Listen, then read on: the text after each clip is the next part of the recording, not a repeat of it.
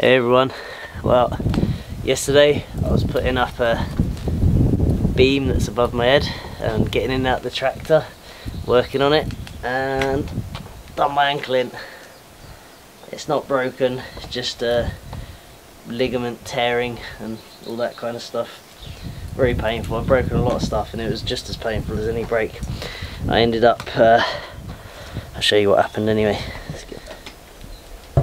So yeah. Right then, so yeah, I was putting up this beam across here. Been working on putting hazel on the roof and stuff, and I'm putting this beam across, which is load bearing. It's going to have posts down to the ground. And I was in and out the tractor, notching it. So I was notching it into that one. I'm trying to get it to touch all the beams, you see. And I was notching it over there. So I was lifting it up, notching it, bringing it down. So I was in and out the tractor. I jumped out the tractor. My foot hit that exact bit of wood as I jumped out and rolled. Just rolled my ankle right over, right there. And then I had to, I nearly passed out, it hurt so much, and I just ended up sitting over there on that pile of earth bags for a minute, composing myself. And then I called round and called my neighbours and that, and eventually got hold of neighbours. They were too far away. Dot was at work, and but she got back to me soon enough and took me to the hospital. So it wasn't too bad. It's not broken. I'm gonna be out of action really, doing anything too drastic for a little while. I'm gonna be working on a new turbine in the shed, but we're gonna be a few weeks now before I can do much. Annoyingly, we've got that on crutches, and it really hurts. It's very swollen and it's very painful. But anyway, thought I'd show you that, let you people know what's going on. And I thought I'd address some safety concerns that come up in the comments of the last video. I'm not sure people read it or have seen that obviously this supporting wall goes in, but there seems to be this strange idea that every bit of weight of the whole roof rests there, and it doesn't. Right, why doesn't it? Well, first of all, because the rafters sit one end of them on a wall, so that is a significant amount of the weight. Second of all, there's an overhang which creates a pivot point which detracts from the overall weight on the rafters. Third of all, each rafter intersects the last rafter further down from the point it did last time, so each time you're moving the mass of weight back down towards the wall. Granted, it's not a huge amount, it's only about 1/10, but it's significant over the course of the 30 odd rafters. So yeah, each time, because it intersects further down, it moves the weight distribution further and closer to the wall, thus distributing the weight further and further down each time, meaning that there isn't a point load on that first rafter. Secondly, even if there was, all of the weight of the entire roof resting on the first rafter, like you say, it's also resting on the second rafter, and both of them intersect this massive piece of wood which could literally take hundreds of tons, because that is an oak tree that's like 20 inches. You know, go on the hydraulic press channel and have a look at some what sort of load wood can take. There's a few people saying, oh, but that's it's all resting on that one log. That's not a log, that's a tree. That can take hundreds of tons before that will deform and crack. Thirdly, there's this dividing wall.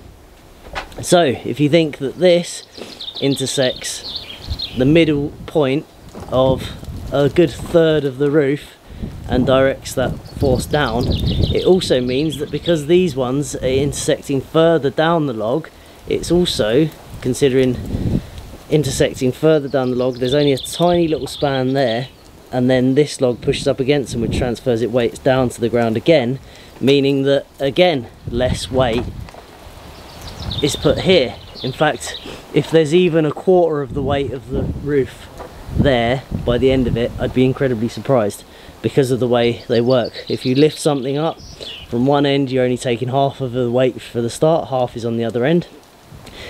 Then you take into account the overhang, which deducts from the middle of it.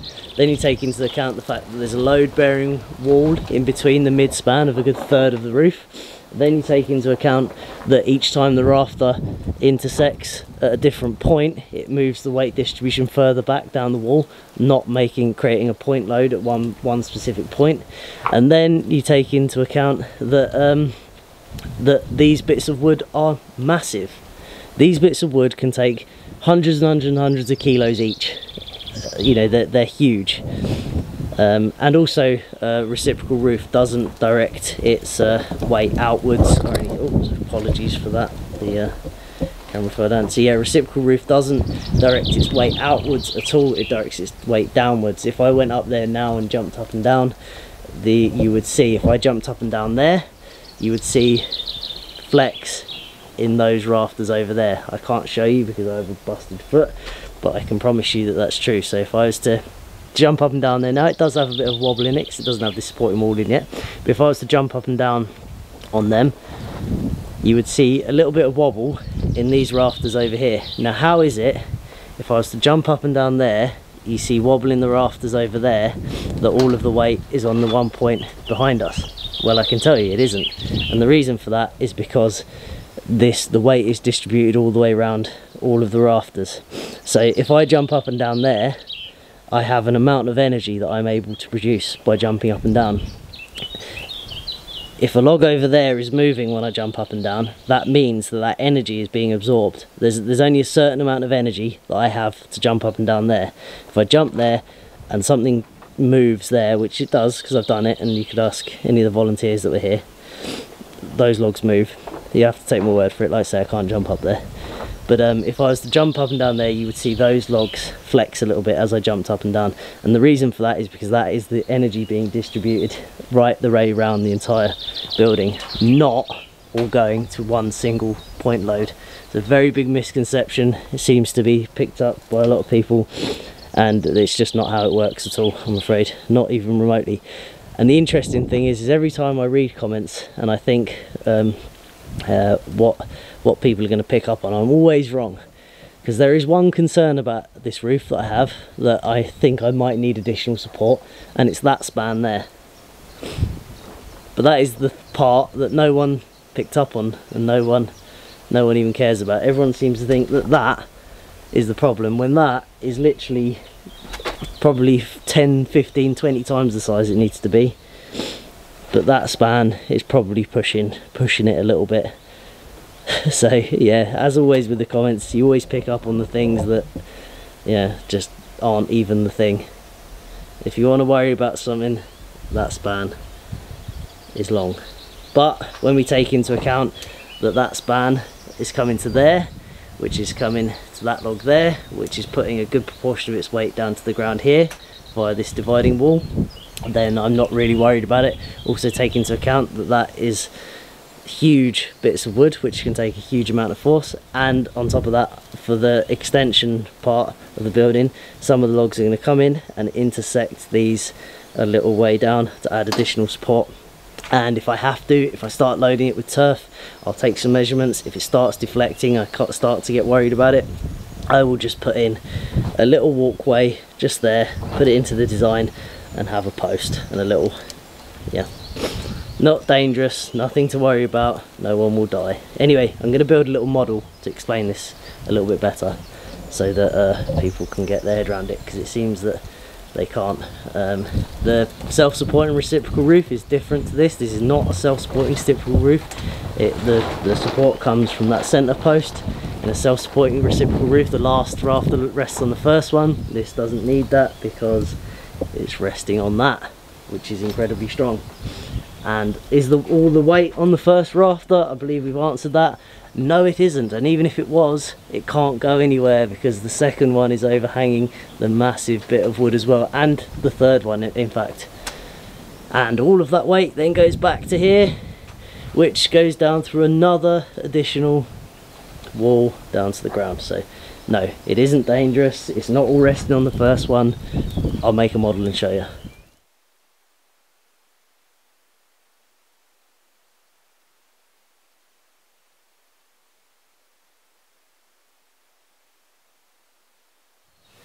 Okay, we're just going to conduct a little experiment here. People have called me out on the roof. I've explained it over there, but I thought I'd just show you, give some evidence. People are telling me I'm creating something that's going to kill people and isn't safe, and I do actually take offence to that, because I wouldn't do that. So here we go, we're going to do an experiment. This is a 4.5 pound hammer. We're going to weigh it with this little scale. It's not accurate, but as far as we're concerned it doesn't matter, because it's just, we're reading the same things. So here we go. This is going to be weighed here. This will represent the entire mass of our roof. So there you go, you can see that that is off the ground, and hopefully you can read that. If you can't, I'll tell you that it is reading 4.5 pounds, just over 4.5 pounds that's reading. Okay, put that down, take that off of there. We'll deduct that little bit of string off the measurement. So right, I have constructed a little representation of the roof. You're going to have a bit of a leap of imagination here. So we're going to put this end of the roof in here like that. Okay, there we go. So if you imagine that normally this would be log number 1, let me get you a better angle, hang on. So this is log number 1, and in my building this log is sitting on that big log at the back, that oak, that tree that people are concerned about. Okay, saying that, and the general consensus is that all of the weight of the roof is resting at this point and down onto this log. And the idea that I'm trying to get across here is trying to explain rather, is that it isn't. Okay, so we're going to create the absolute worst case scenario here. So normally we would have even weight distribution, and if we imagine that this is the wall, say everything overhanging the wall would be deducting from the amount of weight over here, because it's on a pivot like a seesaw. Everything in line with the wall would be going straight down through the wall, and everything just over the wall would be putting almost all of its weight down through the wall. So we're going to forget all of that, and we're just going to do absolute entire weight of the roof as far this end and as close as we can get it to this point that everyone's worried about, and we'll see what happens, because this is worst case scenario. This, we don't even have the dividing wall in, we're not evenly putting the mass at one end of the log. We're going to put the entire mass of the whole thing, 4.5 pounds, right there over the window. There's not even going to be any mass over the window, not really, not significant amounts. Just balance that there, hang on, try and get it to balance.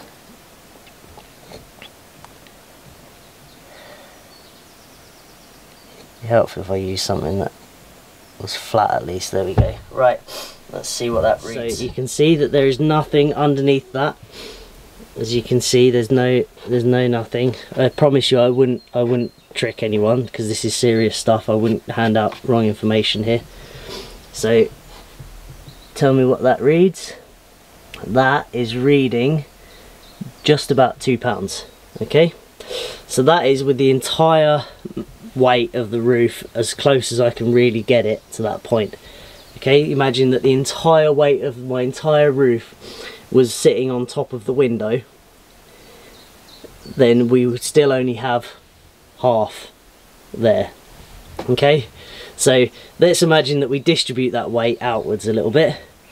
Yeah, we put it in the middle somewhere. See if we can get that to balance. Okay, let's put that in the middle. Now we've got less than a quarter of the weight round there. That's with it distributed a little bit. Okay, less than a quarter, or maybe just about, yeah, no, less than a quarter, because it's just under. Okay, so that's with it still in the middle though. That's not taking into account that a lot of the weight will be here and a lot of the weight will be overhung. Okay, and we haven't even put in our dividing wall yet. So let's imagine that we have our dividing wall that's also structural, that intersects a good proportion of the workshop. We'll just stick a little bit of wood under there like that, transfer a bit more of that down into the bench, and then we'll put that mass somewhere near the middle there, and we'll see what we get. I'm just balancing it with my finger, I'm not holding it. Not even, just over half a pound, so now we're not even a quarter. Okay, so I mean, this is worst case scenario stuff. There's going to be way less than a quarter, it won't even be close to a quarter. It'll be, you know, the weight distributes evenly. I'll show you. Push down here, you see the back moving, see that? Push down here, you see the back moving. You push down right here, you see these move. That's because the weight is distributed evenly. It doesn't all go onto single point load. And once that dividing wall between the two workshops is up, that is going to take at least a third of the entire weight of the roof just in that one point. Then there's the other amount of weight that's just straight down into the walls because you're only lifting half of it, and by the time we get up here, the point in which it's the weakest, there's not even any weight in here. This is a window. Okay, it's not a problem, promise you.